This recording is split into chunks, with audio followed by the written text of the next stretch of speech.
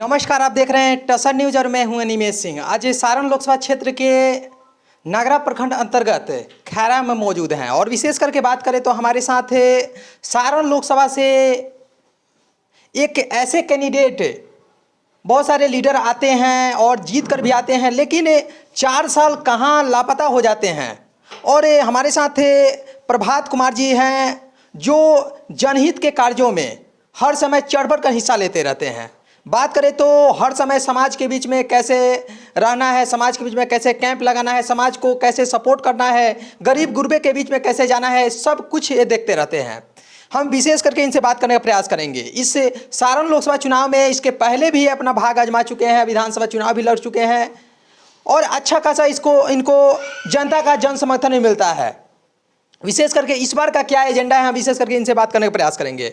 सबसे पहले तो सर, आपका टसन न्यूज में बहुत बहुत स्वागत है। Thank you Tasan news. Sir, बात करें तो सारण लोकसभा, और सारण लोकसभा एक हॉट सीट नहीं, हॉटेस्ट सीट बन चुका है। जी। पूरे भारत में सारण की बात हो रही है।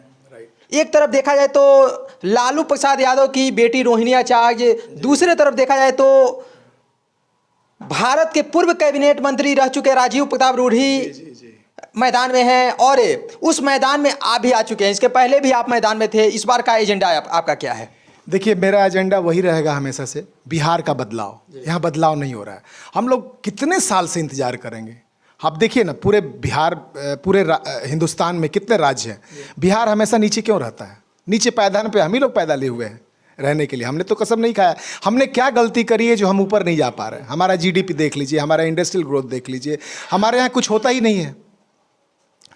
ये सौतेलापन नहीं चलेगा, सौतेलापन नहीं चलेगा। जो लोग जिनको हम वोट दे करके भेजते हैं, अगर वो हमारे राज्य को, हमारे जिला को अगर आगे नहीं बढ़ाते हैं तो उनको हम झाड़ू साफ करेंगे।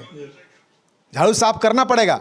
कब तक इंतजार करेंगे? 1 बार, 2 बार, 5 बार, 10 बार, कितना टर्म देंगे? 70 सालों से हम लोग यहाँ से भर भर के वोट दे रहे हैं। हर बार एमपी और मुखिया बना के हम लोग भेजते हैं, जो सूबे का मुखिया हैं, लेकिन ये लोगों का कुछ है ही नहीं। एथिक्स नहीं है, एथिक्स नहीं है। बिना एथिक्स के कोई काम नहीं होता है। सारण की बात करें तो एक तरफ हम बिहार में देखते हैं कि मुजफ्फरपुर कितना डेवलपमेंट कर गया, एक तरफ हम देखते हैं पटना कितना डेवलपमेंट कर गया, लेकिन सारण में और सारण के कैबिनेट मंत्री होते हुए भी सारण उतना डेवलपमेंट नहीं कर पाया। इसके पहले टर्म में अगर देखा जाए तो बहुत सारे जो सांसद निधि का फंड था, वो फंड वापस चला गया। और सारण ने एक तरफ देखा जाए तो चीनी मिल का मैटर है और दूसरे तरफ मोटम चॉकलेट पूरे देश में, अलग अलग देशों में जाता था, वर्ल्ड में जाता था। लेकिन ऐसा क्या परिस्थितियां बनी कि सब कंपनियों को बंद कर दिया गया? ये बड़ा कहना मुश्किल है। लोग नहीं चाहते हैं कि बिहार के लोग ऊपर जाएं, बिहार के लोग मजदूर बने रहें। बिहार के लोगों को मौका नहीं दिया जाता है। आपको पता है कि 5 किलो अनाज पे वोट लिया जा रहा है, ठीक है? यहाँ पे जो शिक्षा की व्यवस्था वही रह गई है। आपको मजदूर ही बनाया जाएगा। आप यहाँ की पढ़ाई करके आप डॉक्टर, इंजीनियर, कलेक्टर नहीं बन सकते हैं। किसी तरह से आप खींच खाच के आप पास करेंगे और उसके बाद आप दूसरे राज्यों में जाकर के नौकरी करेंगे। यहाँ पे नौकरी भी नहीं दी जाती है क्योंकि बोलते हैं कि यहाँ फैक्ट्री खुल नहीं सकती है। क्यों नहीं खुल सकती है? जो आदमी जाके रोजगार कर सकता है गुजरात में, उस कंपनी के मालिक को प्रॉफिट दिलवा सकता है, उस कंपनी को पैसा दे सकता है और बना सकता है, तो वो आदमी यहाँ पे क्यों नहीं? फैक्ट्री खुलेगी तो चलाएगा, काम करेगा। और परिवार से इनको दूर रहना पड़ता है। सारे बिहारी बाहर रहते हैं, उनकी महिलाएं, बच्चे और बूढ़ी माता पिता सब यहाँ पे रहते हैं। तो इन लोगों के साथ रहने का भी बहुत सारी बातें। अब शराबबंदी है, कौन सा राज्य में शराब नहीं चलता है? कुछ राज्य को छोड़कर शराब बंद कर देने, शराब बंद हो गई है। मॉडल बदल गया है। शराब आपके दुकानों में नहीं मिल रही है और शराब होम डिलीवरी हो रही है। होम डिलीवरी कौन कर रहा है? जो लड़के पढ़ लिख करके जिनके पास नौकरी नहीं है, बेरोजगार हैं, वही 2-4 रुपए के लिए तस्करी कर रहे हैं। लेकिन प्रशासन भी इसमें भ्रष्ट है। प्रशासन भी इसमें कमा रहा है। सब लोग नहीं, लेकिन कुछ लोग, प्रशासन के लोग।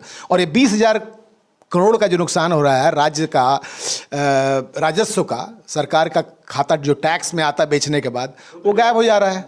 तो कहने का मतलब है कि बिहार में बदलाव की बहुत ज़रूरत है। आपके लिए सुविधा मेडिकल का देखिए ना, आपके पास अगर कोई बड़ी बीमारी हो जाए, आप दिल्ली भागिएगा, कहीं और जाइएगा, मुंबई जाइएगा।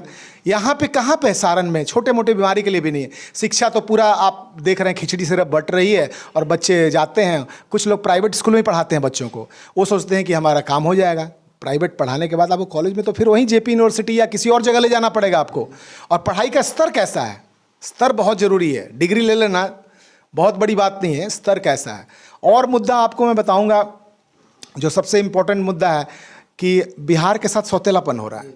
39 MP आप भेजते हैं और गुजरात में 25 MP जाता है। गुजरात में आप इन्वेस्टर समिट होता है, बड़े बड़े बिजनेसमैन आते हैं, वहाँ पे फैक्ट्रियाँ लगती हैं, बातें होती हैं कि क्या किया जाए, कौन से सेमीकंडक्टर की फैक्ट्री लगे और बुलेट ट्रेन चलेगा। और आपके यहाँ पे टिकट तक नहीं मिलता है। दिल्ली वगैरह जाना हो तो ट्रेन में टिकट नहीं, बाथरूम के पास सो के बच्चे जाते हैं।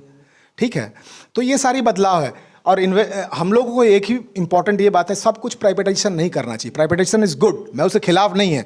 सब कुछ प्राइवेट कर दीजिएगा तो फिर क्या रहेगा, फिर गरीब गुरबा कहाँ जाएगा। हर आदमी तो नहीं कर सकता है अफोर्ड ना। विशेष करके बात करें तो इस बार सारण लोकसभा से आप आ रहे हैं, आपका मैनिफेस्टो क्या है? और मैनिफेस्टो में अगर देखा जाए तो शिक्षा, स्वास्थ्य और रोजगार, एक तरफ रोजगार की देखा जाए तो फैक्ट्रियाँ की बात किए, मोटर मिल का बात किए, और भी बहुत सारी फैक्ट्रियाँ हैं, बहुत सारी जो ऐसी ज़मीनें हैं जो पड़ी हुई है। अगर छोटी छोटी फैक्ट्रियाँ वहाँ पर लगा दिया जाए तो सारण के जो युवा हैं, जो बदहाल युवा हैं, उनको रोजगार मिल जाएगा। तो क्या आपके मैनिफेस्टो में भी ये 3 चीज़ मौजूद है? क्योंकि अगर 3 चीज़ पे काम हो जाए तो पूरा सारण डेवलपमेंट पे, सारण के युवाओं का डेवलपमेंट और सारण जो क्षेत्र है उसका डेवलपमेंट हो सकता है। देखिए, मैं दिल्ली नोएडा क्षेत्र में जाता आता रहा हूँ, दिल्ली और नोएडा। तो दिल्ली और नोएडा में आप देखिए, गली गली में एक्सपोर्ट जोन बना हुआ है, इंडस्ट्रियल जोन बना हुआ है। हाँ, उस जोन में क्या है कि फैक्ट्री लगी हुई है और मजदूर वहाँ पे काम करते हैं, प्रोडक्शन होता है। और वहाँ मजदूर कौन है? 80% जो मजदूर हैं वो बिहारी ओरिजिन के हैं। ठीक है, अब बताइए, वो लोग वहाँ कर सकते हैं तो यहाँ पे फैक्ट्रियाँ खोलेंगे तो ये फैक्ट्री नहीं चलाएंगे वो लोग? बिल्कुल। तो इंडस्ट्रियलाइजेशन नहीं करेंगे आप तो रोजगार क्रिएशन होगा नहीं। इंडस्ट्रियलाइजेशन यहाँ पे दिखता नहीं है, कहीं भी उद्योग दिखता ही नहीं है। जो उद्योग बना हुआ था उसको भी बंद कर दिया गया। आपने नाम लिया मॉर्टन मिल का। मॉर्टन मिल इंग्लैंड का है, सबसे बड़ी कंपनी थी, दुनिया की सबसे बढ़िया चॉकलेट अगर कोई पैदा करती थी, अमूल वगैरह का, इंग्लैंड वर्ल्ड की ये सबसे ऊपर थी। लेकिन वो ऐसे ही कि वैसे ही बंद कर दिया गया। अब उसमें शुगर मिल था, फिर अल्कोहल का था, जो भी शुगर केन से निकलता है।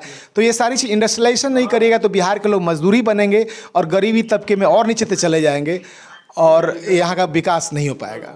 विशेष करके आपका हिस्ट्री की बात करें तो हिस्ट्री में आप विशेष पहले से क्या करते आ रहे हैं? ऐसा क्या आपके अंदर, क्योंकि आप का अगर हिस्ट्री देखा जाए तो बहुत सारे हम पोस्ट भी देखे हुए जिसके माध्यम से कि अलग अलग देशों में भी आप रह चुके हैं और उसको भी दर्शाया गया। और लेकिन ऐसी क्या परिस्थिति पैदा हुई कि नहीं, आप सारण का सेवा करने के लिए यहाँ पे आ गए? देखिए, ये मेरी जन्मभूमि है।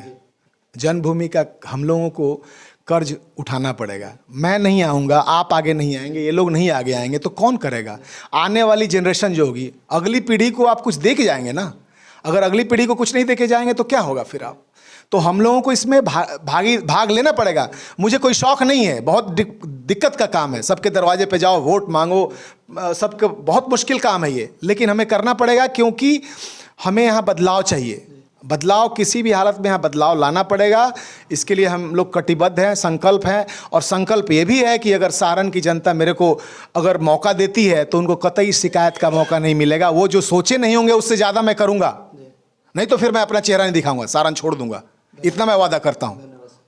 नमस्कार, थैंक यू। जैसे कि अभी हम प्रभात जी से बात किए हैं और प्रभात जी का एक ही मैनिफेस्टो है, क्योंकि बहुत सारे कैंडिडेटों से हम बात करते हैं उसके दरमियान ही इनका जो मैनिफेस्टो है एक अलग मैनिफेस्टो है। इनके मैनिफेस्टो में शिक्षा, स्वास्थ्य और रोजगार सृजन करने का सारण में वैसे बहुत सारी तरकीब है, लेकिन यहाँ के अगर लीडर चाहें तो ही रोजगार सृजन हो सकता है। इनके द्वारा और भी बहुत सारे गणमान्य जो लोग हैं उनसे हम बात करने का प्रयास करेंगे। इनके मित्र हैं सर प्रभात जी, जो मोटो लेकर चल रहे हैं सारण का डेवलपमेंट करने को लेकर, इससे आप कितना संतुष्ट हैं? देखिए, पहले तो मैं आपको बतला दूं कि मैं क्षत्रिय हूं, नंबर 1। नंबर 2, मैं इनके जनहित के कार्यों को देखते हुए और इनका राजनीति में जो समर्पण है उसको देखते हुए मैं इनके साथ हूं।